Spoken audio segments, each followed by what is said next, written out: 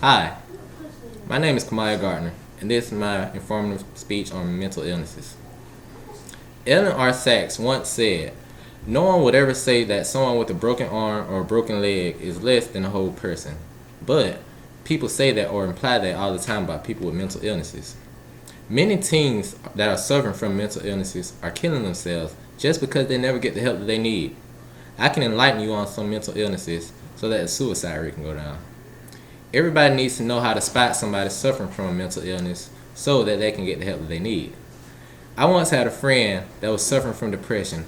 I wanted to help him, so I did numerous hours on research on mental illnesses and how to help someone suffering from one. In my speech, I will elaborate on mental illnesses, depression, anxiety, and the final point that I will make to show you how to help someone that is suffering from that. What are mental illnesses? According to NAMI, a mental illness is a condition that impacts a person's thinking, feelings, or mood that may affect his or her ability to relate to others on a daily basis.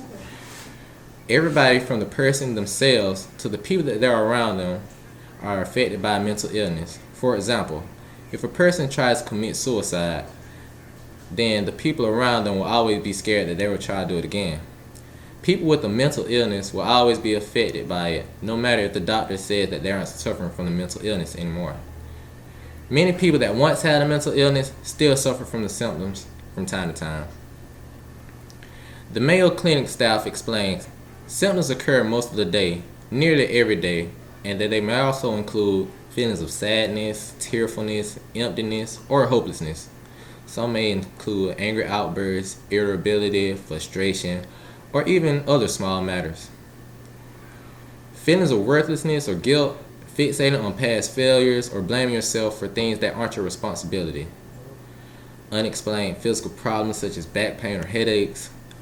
And some people with depression that may not experience all the common symptoms, but if they show at least 3 to 5 of these symptoms, you should start being concerned. Most people with depression just want to hear someone listen to them. Show them that they care or that they aren't alone. You should encourage your depressed friend or loved one to seek help from a doctor or therapist. Don't rush them into telling them just that they are happy and they'll be okay, because that could just possibly make things worse. If your loved one is showing signs of suicidal actions, don't leave them alone. Make sure that they get professional help soon.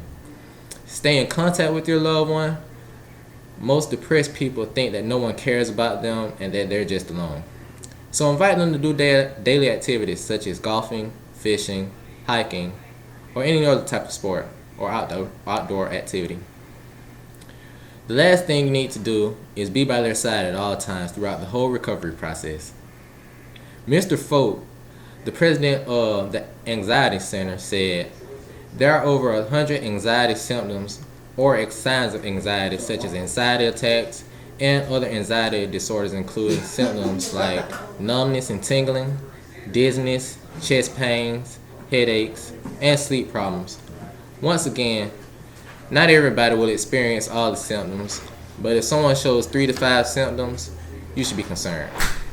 If you want to help someone with anxiety, let the person with anxiety talk to you without the fear of you judging them. Spend as much time as you can with them. Spending time with them will help them more than you think. Keep the phone at all times so that the person with anxiety needs you or that they can help you.